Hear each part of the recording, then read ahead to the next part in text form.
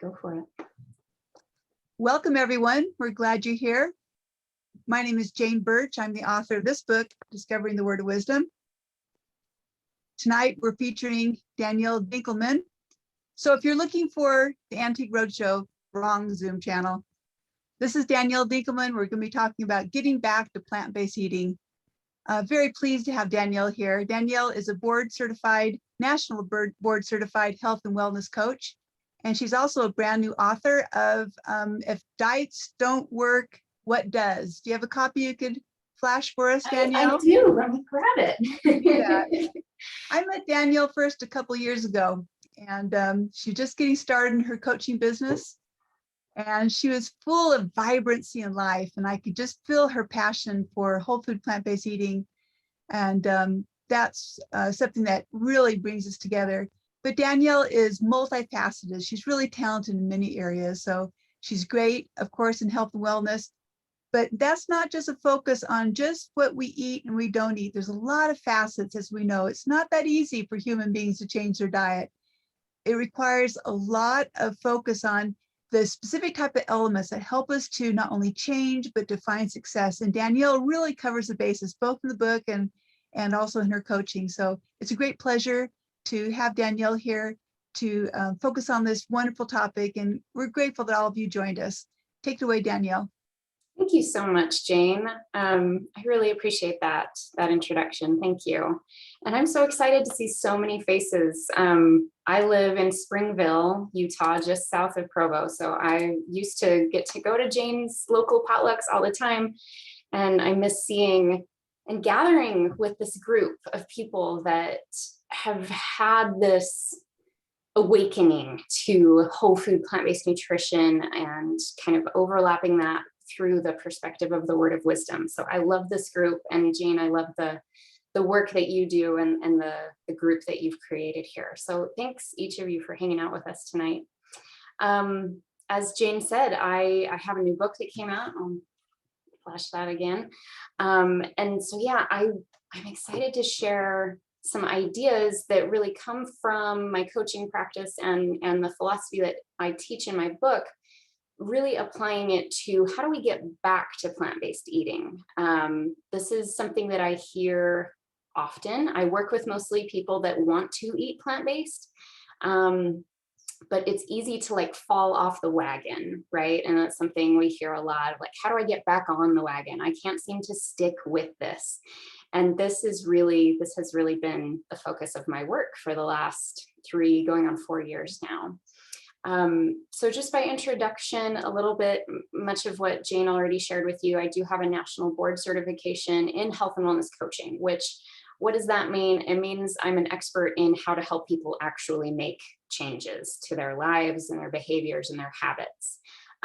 Definitely a whole food plant-based advocate and nerd. And I've got this, the eCornell certification and a handful of others. In addition to the book that I just published on Amazon, I also have a recipe book. It's 4 weeks of whole food plant-based meals that I helped my family transition over to eating this way. So that's available too. So lots of good things that if you're looking for some help and some inspiration, you can find that on my website, and I'll share that with you a little later tonight. But let's get into this topic of getting back to plant-based eating. So we could maybe even use the chat a little bit tonight. So if you guys have access to the chat, I would love to hear just, are you kind of on the roller coaster that sometimes this is going well and then there's other times that it's not going so well? Or have you been able to do this pretty consistently? So go ahead and put that in the chat. I would love to kind of see that and hear that from you. And let's just see kind of what our spread is. But whether you're on this roller coaster or maybe things are going well for you, but maybe you have friends or family that it's been tricky for. That's okay. You're not alone. This is probably one of the most common questions I get asked is, why is it so hard to do this? I know it all, right? When we explore plant-based nutrition, there's so much to learn. There's documentaries and books and podcasts and YouTube channels and all these resources out there. Jane, I mean, her book is so powerful to just learn and really dive into new information. But once we know what we want to do, why is it so hard to put it into practice? Okay, so this is really the question that I'm going to help you answer today. So it's really going to come in 4 pillars. And if I can kind of help you figure each of these 4 pillars out, we are going to be able to make some progress. I'm going to pull up my chat here so I can kind of see what you guys shared. Okay, plant-based is fairly easy. Whole food, almost impossible. Yeah, we live in a tricky food environment. That is super tricky. I do good for a while and then have cravings for unhealthy foods. Yep, the struggle is real with that. Every recipe I've made so far is tasteless compared to my good Italian cooking. There's a huge change, right? Huge change in how things taste. And there's a learning curve with learning to make delicious plant-based meals. Kids are mostly plant-based. Let's see, make a variety of foods for my family, and I haven't gone completely plant-based. There's a whole spectrum, and we're all going to be in a different place with this.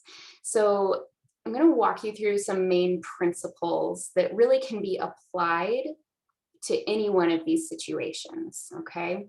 But if we can hone in on these 4 things, first of all, leaving behind the dieting mentality. This is part of why I titled the book what I did. It's if diets don't work, what does? And I'm saying nutrition works, like diet works, but dieting and fad diets, they don't. And it's not so much because of what they're teaching you to do, it's because of how they teach you to do it. And we're going to dive more into that, of what I mean by that.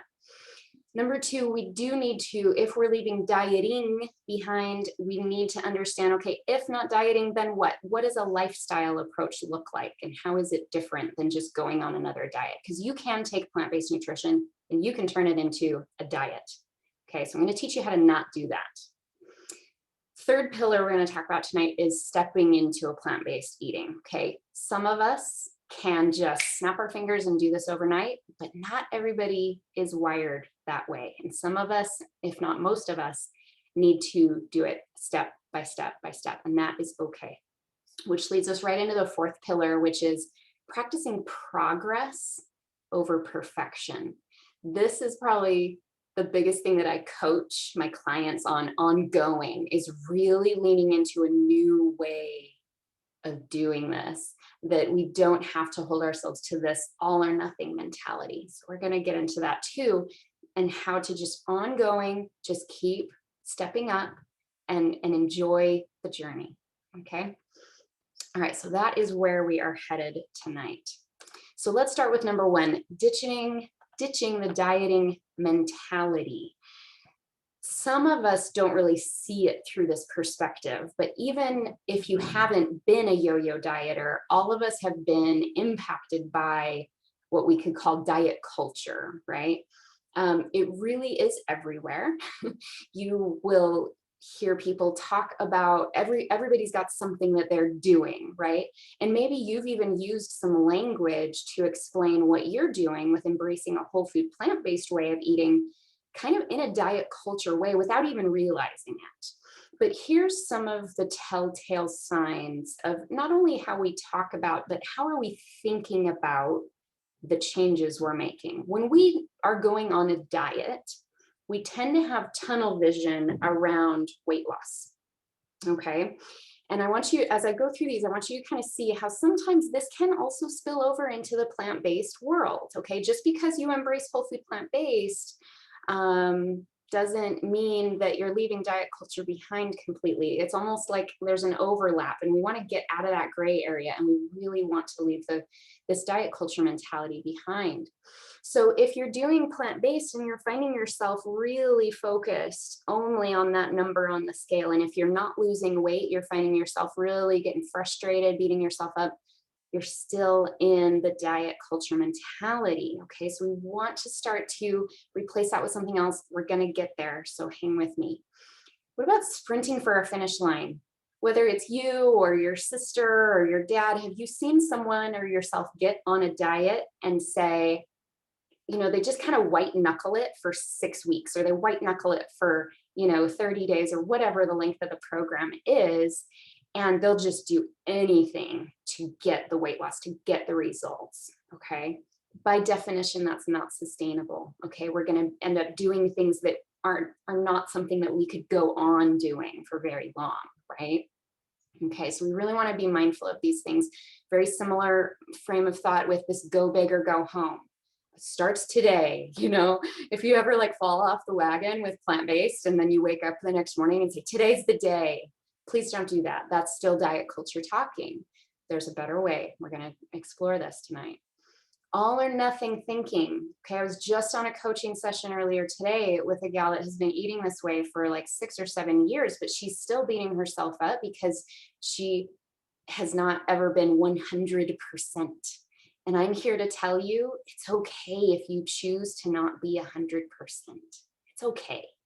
All right. And that's probably not talked about enough in the plant-based world. We really get excited about the benefits of eating this way, and we think that, okay, we've just got to go all the way. That's great if you want to work toward that. But if you're at 50%, but last year you were at 20, let's be okay with that. Let's celebrate that. Again, it's that progress over perfection. Okay. All right. And then this one size fits all. This is a big one. Okay. We tend to want someone to give us the answer, the formula, the protocol to follow. And we want somebody to just tell us every move to make so that we can get the results. Okay. That is very much diet culture. And that's not going to set you up for success, because what's going to work for you is going to be extremely individual for you, for your life. Okay. For your family setting, for where you live and what's accessible to you. There's a variance here. There's a spectrum, and we need to embrace that. Okay, so I want you to just kind of take a mental note of these things. If these are showing up in your plant-based journey, we don't need these anymore. We don't have to have this.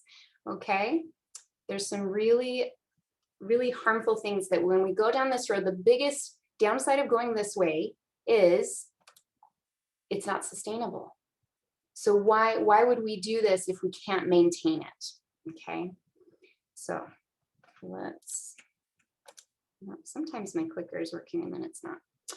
Okay, so the biggest thing that we want to shift is we want to shift how we are making healthy changes. Okay, so let's talk about if we're leaving all that dieting stuff behind, what are we going to embrace instead? Okay, so what is, if not diet, it's got to be a lifestyle approach. How would we define that, and what's the difference? I'm going to give you kind of a bird's eye view of this. And this is really kind of the framework that is in my book. Okay. And so you can kind of break it into 3 portions, right? What we are doing, what we're changing about our health habits, right? How we're changing them, and why we're changing them. Okay. And like Jane said, we're talking about nutrition, but I'm also going to talk about she's not supposed to be breaking. She's just getting leaves out. Okay, we're going to go ahead and ask anybody to mute as you join in. I know sometimes we don't realize that that's on. Okay, so the what of a healthy lifestyle, it needs to be more well-rounded. It needs to be more holistic. Dieting teaches us to just focus on the food. It's all about the food. If you can just get perfect food, right? That's what we're trying to do. In lifestyle, we want it to be more well-rounded. Okay, so in my book, we talk about nutrition, we talk about sleep, exercise, stress management, and mindset. And I have found in the last 3 or 4 years of coaching, if I can help someone round out their plant-based lifestyle with these other pieces, oh my goodness, these amazing domino effects start to happen. And I call it a backdoor approach. If nutrition is like stressful for you, maybe you could just set it down for a minute and you could take a backdoor approach and say, you know what, I'm just going to focus on getting enough sleep every night. so that I have energy during the day, so that I can show up for myself to maybe cook a better meal, or have the brain fog clear up enough for me to make a grocery list. You know, sometimes we can look at these other pieces of a healthy lifestyle. All right, what about the how? How can we make this sustainable? The key to sustainability is habits. Okay, really learning about habits, that and we're not just white knuckling changes. We want habits to be in place, okay? That's different. I don't know what that is. Okay, so we're going to talk more about sustainability, of how you can step into that. Why? This one is big in diet culture. What's the why? Lose the weight, right? If I could just be a smaller dress size, if I could just, if I could just lose the weight, that's why we're doing it. But if we want to take a lifestyle approach, we want to think a little bigger picture, and we want to go a little more deeper and a little more personal. Okay.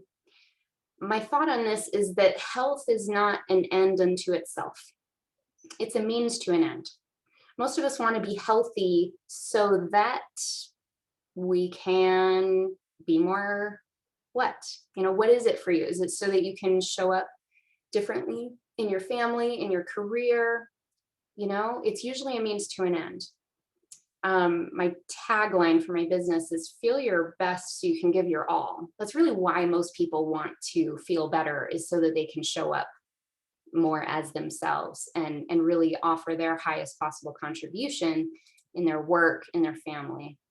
So do you see how we can kind of round this out? We can think bigger picture, and we can start to tweak some of these things that diet culture gets all wrong. Okay, so let's apply this specifically to plant-based nutrition. How can we step into plant-based eating rather than expecting ourselves to do it overnight, or to kind of basically turn it into another diet? How do we keep that from happening? Okay, it comes back to this sustainable piece.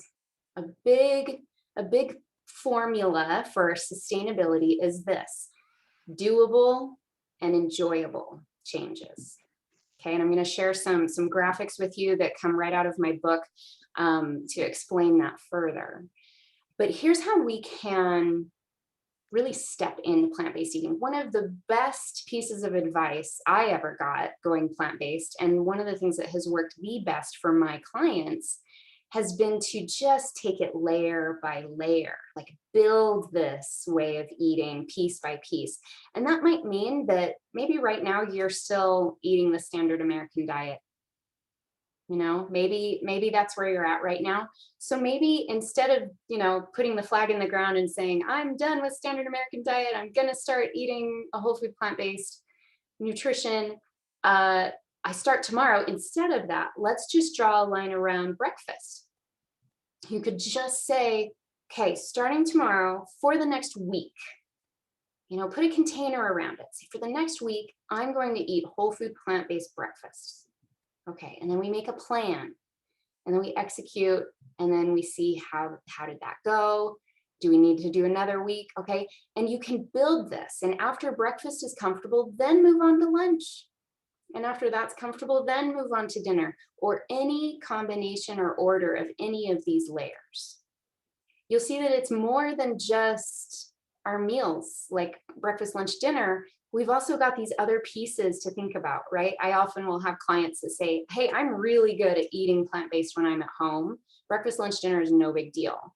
But the minute I step into a birthday party, or the minute I go on vacation, or, if I have to travel, I have no idea what to do. That's okay. We can kind of put compartments around this and just take it a step at a time, a layer at a time. Okay. And piece by piece, we will build a new normal for you. So let's talk behavior change. Okay. If we're kind of just like looking at your starting point, and you're all going to be in different places, and that's totally okay. And where you want to head. You want to be eating more plant-based than you are now, probably, or you want it to feel easier, more enjoyable.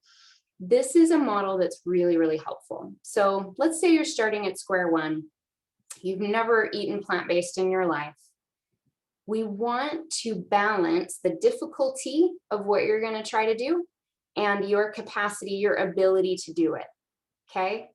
If you're a great cook, then you could probably just dive in and find some recipes and get going. But if you've never really cooked from scratch and you've been eating out your whole adult life, then maybe we need to start really, really simple, and that's okay. And as long as we balance this, we stay in that sweet spot. We stay in that flow.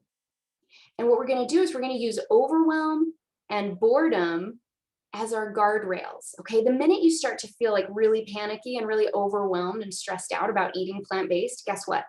It's time to take a step back. It's time to like lower the bar a little bit. It's okay. Just take a step back, and that will get you more in that sweet spot where it feels doable and it's enjoyable. Okay, and there's brain chemistry behind those things.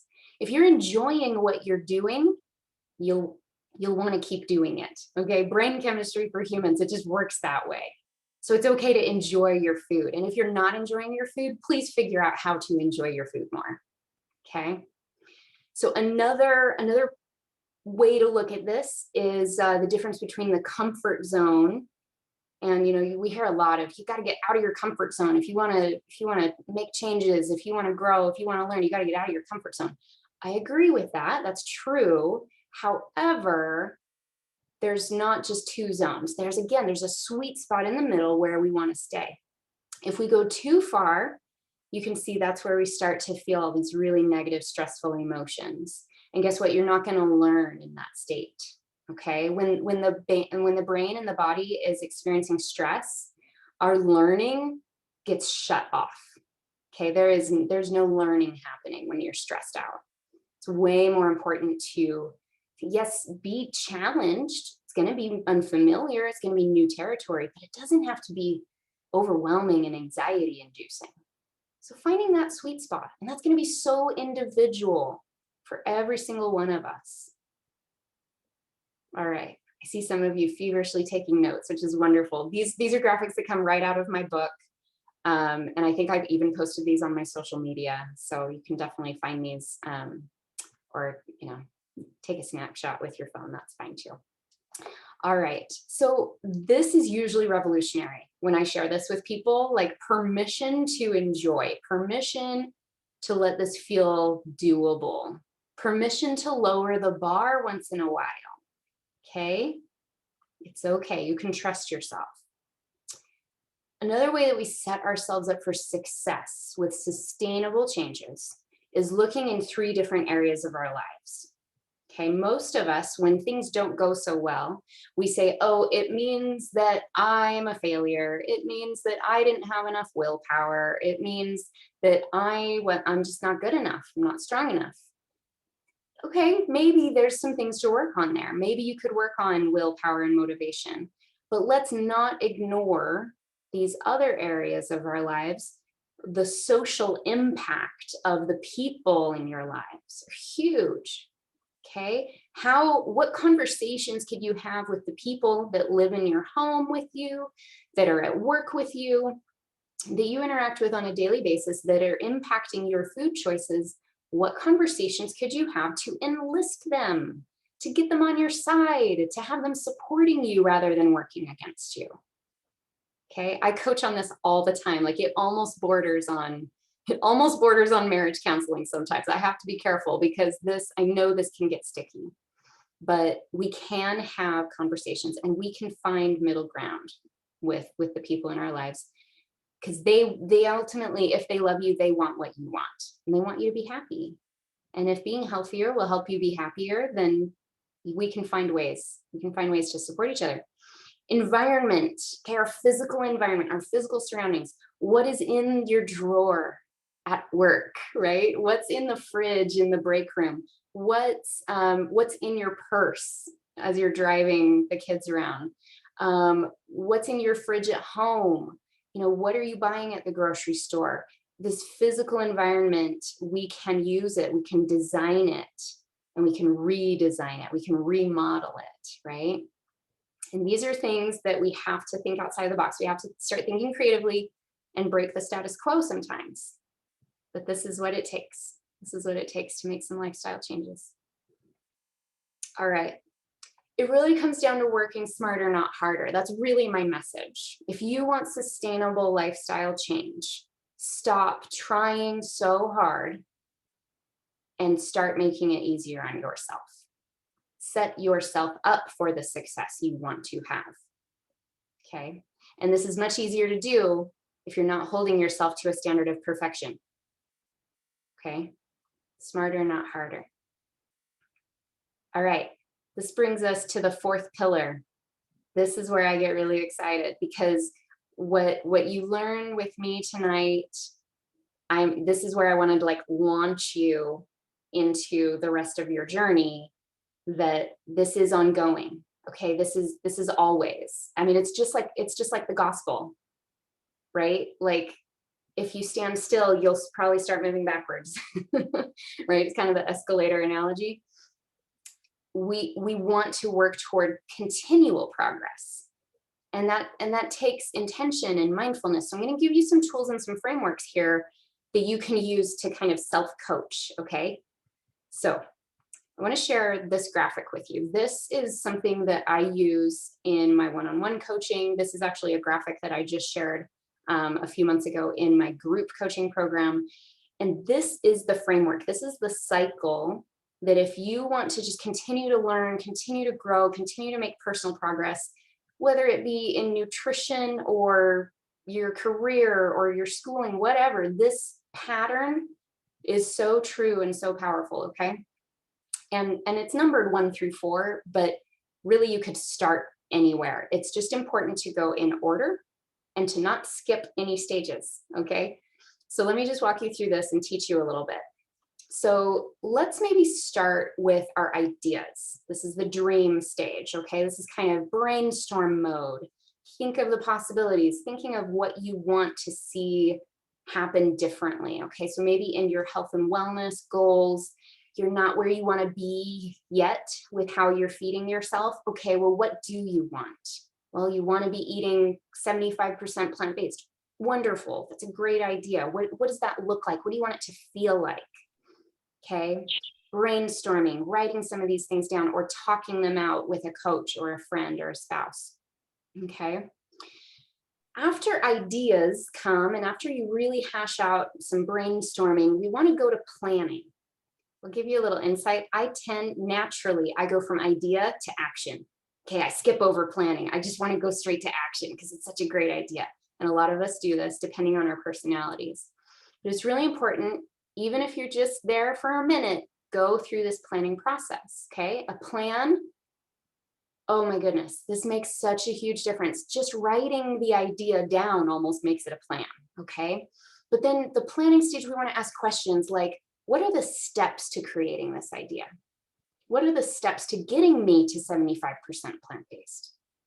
Okay, how will I work smarter, not harder? Okay, use some of those models I just showed you in that planning stage. That's where you can really work smarter, not harder, and set yourself up for success. Think through personal, social, and environmental. Okay, make a plan for these things. What conversations are you going to have?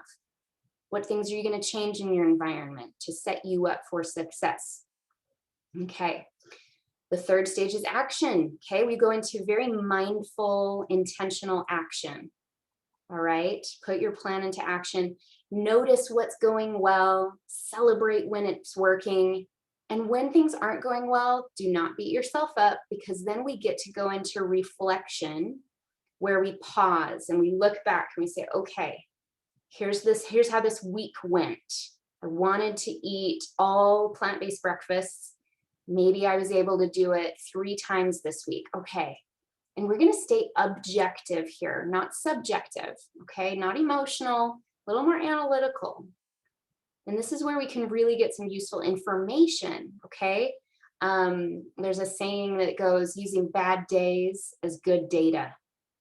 Okay. My goodness, if I could just help every single recovering yo-yo dieter just not beat themselves up when they fall down and fail, oh man, this would be so much easier for all of us if we could just stay objective. What worked, what didn't, and why? And then do you see how that just leads right into the idea stage? It just leads right into, okay, this is what I learned from this week. And these are my new ideas. Okay, and here's my new plan.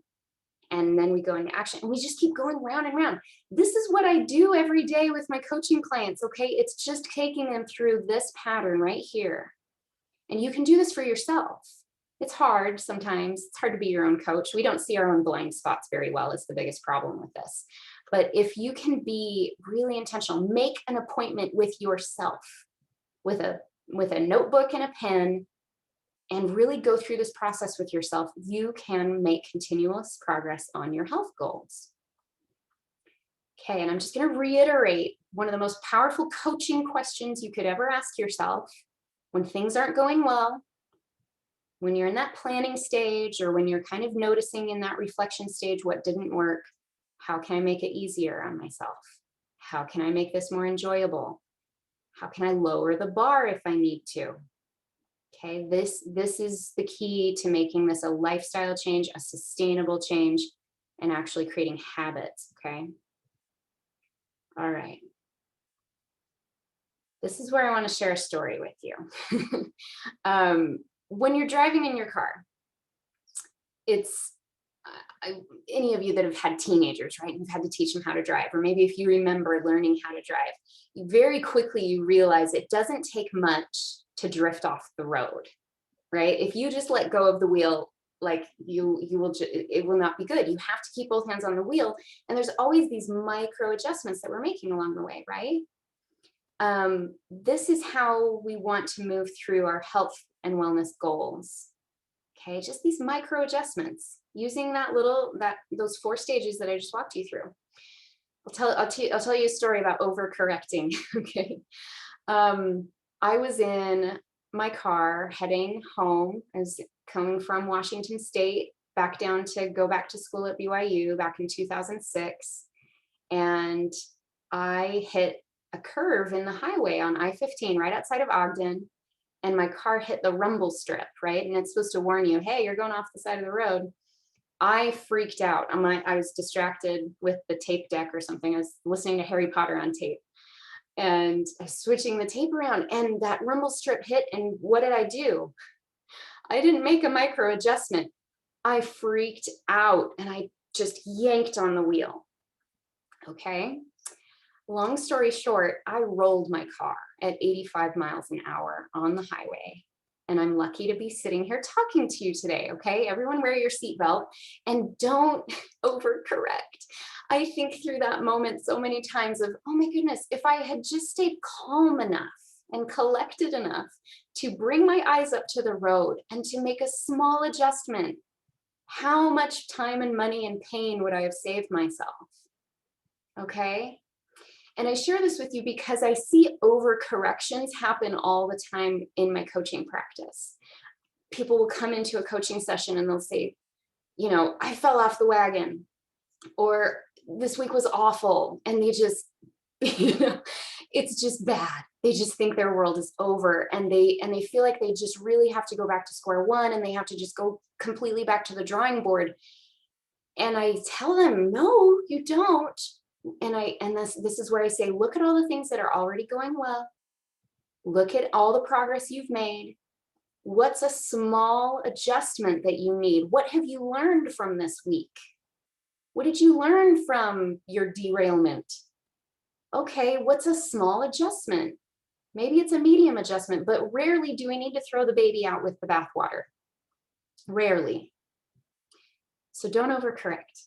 Okay, we just want to kind of find that sweet spot in the middle of the road where we can be comfortable, where we can enjoy this. And yes, we learn, and yes, we adjust as we go. Okay. So take a breath. I get really excited about this. I hope some of this has resonated with you. I want to just reiterate that you can make progress in this. If you have just felt stuck, if you have felt like you've been on the roller coaster, you just have not been able to get traction and momentum on this, it's okay. Okay, it's okay. And hopefully, you know, I want you to just take a minute. Is there one thing that really just like struck a chord today?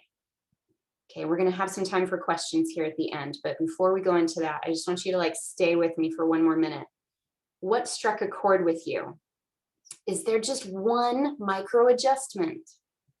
Is there just one takeaway? Is there one of those slides that, oh my goodness, you want to print that off and put it on your bathroom mirror? If you could just remember that one thing, maybe it would make a difference. Okay, see if you can find one thing that really sparked a new idea for you. All right, so let's wrap up. We don't have to stay on the roller coaster, right? I actually hate roller coasters. My children just think I'm such a fuddy-duddy. I hate roller coasters. I want to just be on the ground, 2 feet on the ground. But this is how we do it, okay? So it's these 4 pillars. Notice where the dieting mentalities are still showing up, even though you've stepped into plant-based nutrition. Please, please, please, please. Lean into this lifestyle approach, okay? Remember, holistic in your what, sustainable in your how, and really, really personal and deep in your why. If you can focus on building that, then yeah, dieting can take a hike. Stepping into your plant-based journey, it's okay to not do it all overnight. It's okay, all right? And then really just practicing this ongoing progress. And please, just let go of the perfectionism. I'm going to share a thought with you about perfectionism. I'm going to start it as a question. Here's a rhetorical question. Is our Savior, Jesus Christ, a perfectionist? I think this is a helpful question to answer for yourself. I would argue that he is not. Okay. And of course he's perfect. He's perfect. But he's not a perfectionist. And what I mean by that is he does not expect you to be perfect now. Okay, that was Satan's plan. And I love this group that I can like draw these gospel analogies because there's so much truth here that we can apply to our health journey. If we could have grace for ourselves and forgiveness and mercy for ourselves when we fall down, when we mess up, when we go back to old habits, oh, how would that change? Satan's plan was, I will make them do it. Satan is a perfectionist. I would argue that the Savior is not. And if we can embrace that and apply it to our health and wellness goals, oh my goodness, it makes such a big difference. Such a big difference. Okay, as I wrap up, I do have a gift I want to share with you. This is really, really simple. You can simply send me an email. I know that font's a little hard to see. It's hello@danielledinkelman.com, or just find me on Facebook Messenger, on Instagram Messenger. Reach out to me and say, Danielle, I watched your workshop. Can you send me the free gift? This is what it is. If you can make a plan for yourself, okay, I call it a blueprint. I help people make 90-day plans for themselves that is based on a vision, an overarching wellness vision, and then we create 90-day goals, okay? And we use all of the principles that you learned and more. But I have a workbook that I would love to send you, and there's some walkthrough videos that will teach you how to create this 90-day plan for yourself. This is talked about in my book, so if you want to just like dig into that, you can just grab a copy of the book. It's on Amazon. Just search my name, Danielle Dinkelman, it'll pop up. We need a plan, right? And if you can take even just one piece that we focused on today and put it into action, then we're going to get somewhere. So if you want a tool to help you do that, you can definitely reach out to me and I'd be happy to share that with you. Okay, so here's contact information if you want to get in touch with me, if you want to kind of just hang out with me online. We do videos every week on YouTube. I share them. I tend to share them each week in Jane's group. But if you want to dig into the archive, you can come on over to YouTube and dig into that. So there's that for you. Okay, I'm hoping that this was not a fire hose experience. I know that the chat has been lighting up, and I know that Jane has been managing it. And I'm gonna keep recording because I want to go into kind of Q&A. And I'm fine, like if people, I don't know, how would you like to moderate that, Jane? Should we have people maybe like raise their hand? There's a raise hand feature and maybe you can call on people and we can try something like that. What do you think? I think it's probably fine for people to just speak out, or they can Okay. post in the chat. So Sounds good. Just yeah, unmute. Patty Miner, a nice question in the chat. She asked, where can we find the guidelines for what to eat? Oh, the guidelines for what to eat. I've got a couple of videos on my YouTube channel for that. One of the videos is called How to Eat Better, Not Less. And I think there's another one of, it says, oh gosh, I'd have to look it up, but there's another one of like what to actually eat on a plant-based diet, right? Because that is a big question, because there's a learning curve when we step into this plant-based world. Okay, what are the lines? What are the parameters here? And yes, it's helpful to have some frameworks. One of my favorite frameworks is Dr. Greger's Daily Dozen. I really, really like. I think that's one of the more well-rounded approaches within the plant-based community. I really like that one. I also posted my guidelines in the chat for anyone who's interested in that approach. So Perfect. there's Yeah. many guidelines. The important thing, right? Plant-based, whole foods, those two components, yes. Yes, yeah, that's where it starts. Yeah, Jane, you're such a wealth of information. I highly recommend any of, I've looked at so much of your resources and it's all so good. Thank you. Yeah. Who has questions? What's holding you back? What could Danielle help you with? Please just speak up. You don't have to turn on your video to ask the question. Yeah, just unmute. Somebody earlier on one of the little typed in things was asking what's the difference or what's more important, organic or just standard produce? Mm-hmm. Yeah, a lot of these questions, Jane could totally chime in as well. So I'm going to give you the middle of the road answer. Okay. I'm going to give you the non-perfectionist answer. And the answer is, and this is similar to what Dr. Greger will say, is more fruits and vegetables is more important than eating perfectly clean organic fruits and vegetables. So I buy conventionally grown fruits and vegetables. There are a few that I do buy organic simply because I've paid attention to what's called the dirty dozen, not to be confused with the daily dozen, okay? So there's an organization that has identified the fruits and vegetables that are kind of the worst offenders of levels of contamination with pesticides. So the ones that I buy organic, I always make sure I grab organic celery and I always buy organic cucumber. So that's my personal adaptation that works for me, my lifestyle, my budget. But there's a whole spectrum there. So I don't know, Jane, if you want to chime in, what are your thoughts on that? I did chime in already and I put it in the chat so anyone can look it up there, but we've got a couple other very good questions. Great. First of all, Rachel asked a question that's very common on our website, and that is she finds prep time for meals as a mom, especially with a family of 7, very daunting. Oh yeah. I know you have 4 kids. Hey, just cooking for one, it can take some time. What are your suggestions? And then we have another question after that. I love this question. Yeah, I would say 75% of my clients are mothers. I would say 75% of my clients are women, and 75, I have a lot of grandmothers that I work with too, but a lot of moms. And yes, I go to the psychology with this, right? I go to the place of how can we take the pressure off? Like, how can we just have more realistic expectations of ourselves with meal planning?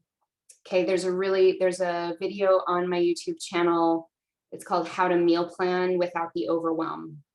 And I have like a system and like a framework that you can create your own meal planning system where you actually reconcile it with your weekly schedule. Like if you know that you're not even in your kitchen during the 5 o'clock hour because you're running your kids back and forth to soccer on Tuesday nights, guess what? Tuesday night should be a leftover night, okay? We need to be really realistic and gentle with ourselves and the expectations we have. Other than that, my tips are, don't ever spend time and energy making a recipe without doubling it or tripling it, especially if you have a lot of kids. Just try to maximize the time that you do spend in the kitchen. Get other people involved. Oh my goodness, like, could we just not put 100% of that weight on the mom's shoulders? Dads can cook, teenagers can cook, even 10-year-olds can cook. Like, let's teach them, use it as an opportunity to teach and train your kids to eat this way. How amazing would that be? So again, back to that question of how can I make this more doable?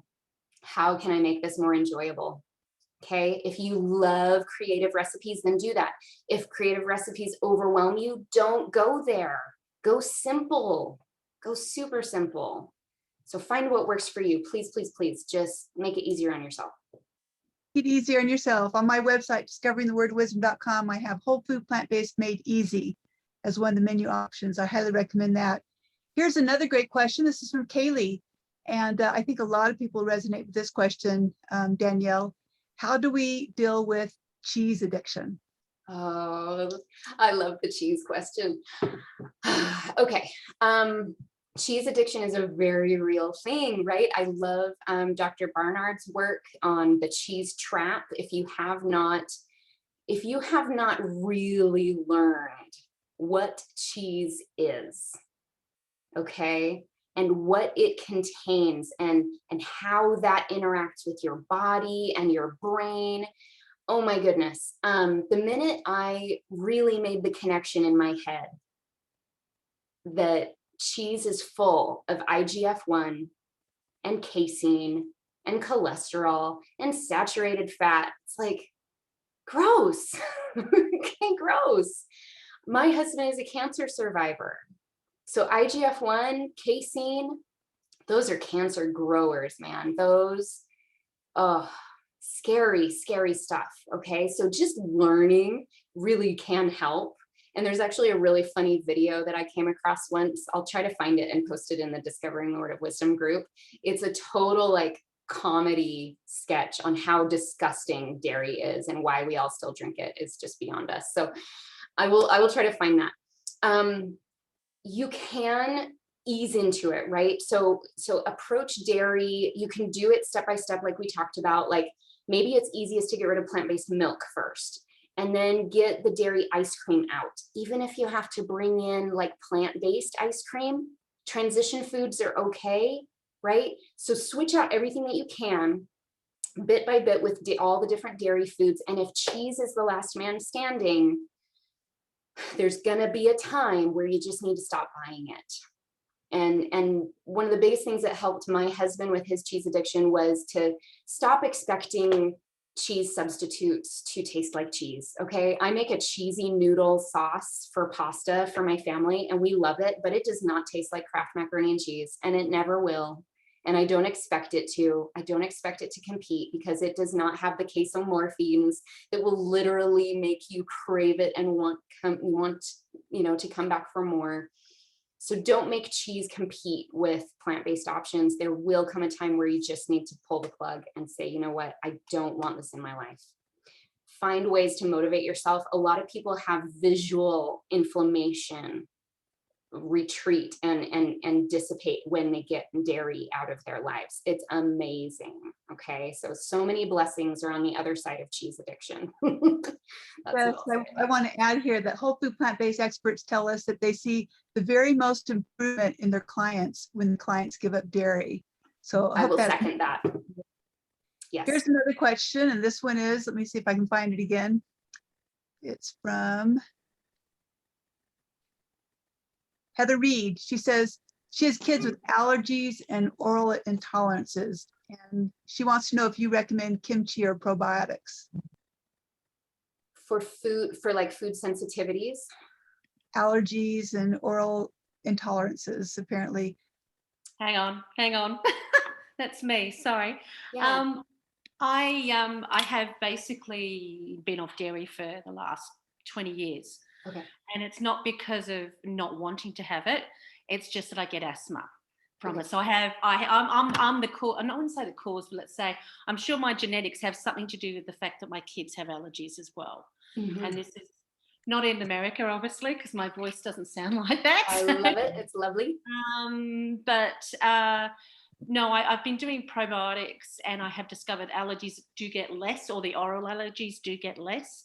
But I just wanted, because your whole foods, as in, like, to me, I mean, it's all vegetarian or vegan sort of products. Is there something that you can suggest that I can give to them as well? Because they're in a process of, I wouldn't say trying to actually start to eat certain foods. I've got one daughter who can't eat anything that's fresh. She has to have it cooked. Okay. And fruit, all that sort of stuff. She just Yes. can't eat it. Yes. She gets sick. Okay, so this is where I have to have disclaimers and be careful about like giving specific recommendations. As a general rule, probiotics can be helpful. Digestive enzymes can be helpful. I've seen that be helpful. I'm actually currently going through some like elimination diet style things with clients, and with actually my husband as well, working on some gut healing issues. So yes, like probiotic foods are fantastic. Miso is a really, really fantastic probiotic food that might be a little more gentle if she can't tolerate like raw, like kimchi and sauerkraut and that sort of thing. Yeah, but overall, food sensitivities are a really tricky one. There's a great new book, Fiber Fueled. Have you come across that one, Heather? Yeah. It's a newer one that came out, and he dives in a little deeper with how our gut microbiome works, and he gives some really specific recommendations that I can maybe refer you in that direction. So who is the author? I can't remember the author. Okay, so shall I, if I email you? Absolutely. I'll help you. Okay, awesome. Thank you. Yeah, for sure.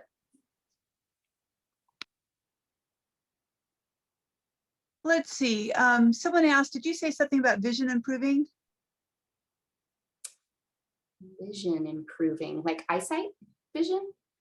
Yeah, I'm wondering about this. I would just type in my answer here because theoretically, I mean, the arteries to every part of your body do work better, and you think your eyesight would improve. I actually have not heard anecdotally anything about people's or just very few. I have heard a little bit about some eye disease getting better. I actually heard one person making quite a remarkable recovery with some eye issues, but in terms of their vision, their prescription, I really haven't heard much of that. I can't think of anything I've heard either, but I agree with you, Jane, that really like everything gets a little better. And maybe if you don't see direct results in that one thing you're looking for, guess what? There's going to be other things that start to happen that maybe you don't even expect. So watch for those. I'm always, especially my weight loss clients, or even clients that have diabetes or that have high blood pressure, that really want a very specific result when they go plant-based. Again, we want to kind of just pull back and say, okay, I'm not in this to lose weight. I'm here to gain health, and so a gain health perspective is like looking for all of the little ways your body is thanking you for making these changes. Are you sleeping better? Are your aches and pains softening in your joints? Do you just feel lighter on your feet? Like, notice those things, write them down, celebrate them with your spouse or a friend, like really amplify those things. So, and then just hope for the best, and it's all good. It's all good things. Can I tell you a funny story? It's about 4 years ago, I taught a woman my ward about whole food plant-based diet, and she started doing it, and her eye doctor was completely impressed. They took her off tons of medications, and she stopped getting shots into her eyes every week. Wow, that's wonderful. So there you go. There's an anecdote. There's always hope. I mean, our bodies are amazing. Our bodies are so amazing when we give them what they need. It's amazing how resilient and how our bodies can bounce back. And yet it may not happen exactly how you would like it to happen, or as quickly as you would like it to happen. But why are you really doing it, right? So thanks for sharing that, Jocelyn. That's really cool. Danielle, yes, we're getting out of the diet mentality. We're not going to get trapped in that. And yet some people here would still like to lose a little more weight. What kind of tips can you give for them? Okay, I'm actually glad that this comes up, right? So I have to share something, and if I could like shout this from the rooftops, I really like, this might be my next book. This might need to be a YouTube series or something that I really share what I've learned about weight loss in the plant-based community over these last 3 or 4 years that I've been coaching.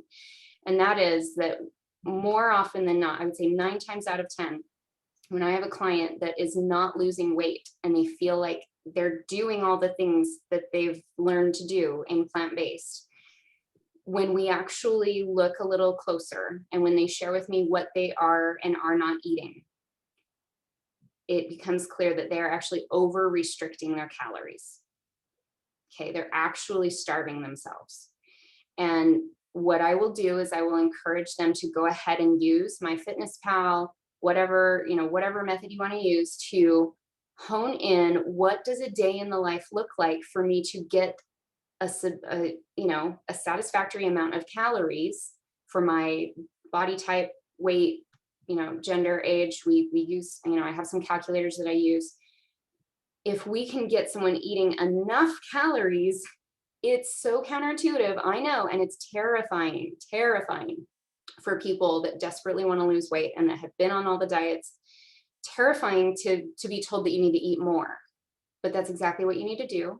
And it's okay if you do it slowly work into that, and trust your body. Okay, trust that your body, once it feels nourished and safe, it will come out of that stressed out survival mode, and it will say, oh, we do have some excess weight here, and oh, I'm not starving, so I don't have to hang on to that just in case I wither away and die. Maybe I can release that. Okay. And this is kind of like a kind of story form telling you, but there's science behind this. There's research that really shows over restricting calories will not help you. And especially for women, it will just, you will shoot yourself in the foot with this. Yes, I agree. And going hungry also is not a good resolution, because when we go hungry, then eventually we just overdo it on foods that are not so good for us. Bingo. So have starch foods, getting your fruits and vegetables, again, not putting weight loss first and foremost. Eat a good, healthy diet, and then slowly learn the principles of weight loss. I've got a great list of resources on my website. And I assure you, there's plenty of whole food plant-based tips out there. You have not covered all the bases. Nobody has. And so stick with the basics. Don't get too concerned or over focused on weight loss. That's such a big trap, and it's just inevitable. I did that when I first started too, just constantly every day, maybe a couple times a day on the scale. That's ridiculous. Oh, throw your scale away. You'll know when you're losing weight. You don't need a scale to tell you. Just throw it out the window. Very good. Well, Danielle, looks like we're getting here to the last couple of minutes. Do we have one last question, or are we going to wrap up here? It looks like Norman has his hand raised in our fancy Zoom room here. Yes. Well, I couldn't discern the visual pronouns here, but it seems like I'm probably the only male present. That's okay. Welcome. I think we have a Michael. There's one more. Yeah, I didn't say, okay, thank you, Michael. I feel better. We may have a couple, but welcome. We're glad you're here. Well, I'm in my second bishopric, and the reason I'm here tonight is that as we've received the prophetic adjustments in these last days, I love the temple recommend question that says, do you understand and obey the word of wisdom? Yes. And so that's what brought me to this forum. I started with Jane's book first. I borrowed it from someone in my ward whose name I saw on there. And I see someone else who used to be in my stake who's on tonight as well, and someone else from my ward. So I'm happy to see that I'm amongst people who are thoughtful. I just think it invites us to think about, what does the Lord want? what happened to me was I was called to this bishopric, my second one, when I was in my 70s. It was a surprise. And the day before I was to be sustained, I suffered a severe pancreatic incident caused by a gallstone blocking the duct. I nearly died. And so they put off my sustaining for a month because they weren't about to give up on me for filling my bishopric. So I gained about 20 pounds of fluid, and then at the end I lost 80 pounds of weight getting back to normal. Yeah. The problems that I have been highlighted tonight by the fact that we need to realize that this is individual. There's not one formula, but it has been difficult because I've had to give up starch and gluten. Gluten was not really an issue for me, but buying sugar-free and gluten-free is just horrible to a boy who was raised on a farm. And so that's what I'm struggling with. And I finally returned the book that I borrowed and bought Jane's book, and I'm working on it.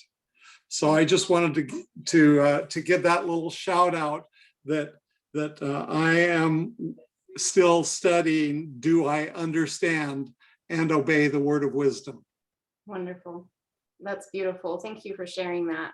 I'm glad that these pieces, I like to think of it as like Hansel and Gretel, right? Sometimes those breadcrumbs are just there for us to follow. And I think the Lord is involved in that. There's timing to these things, of putting the right resources in front of you when you're ready to receive them, right? We're not always ready. I look at myself, if someone had come and talked to me about plant-based nutrition or the word of wisdom actually might mean this way of eating 10 years ago, I would have looked at them like, who are you? And who are you to tell me that? Like, I would not have received it. But to be in a readiness is such an opportunity. So what a blessing. Thank you for sharing.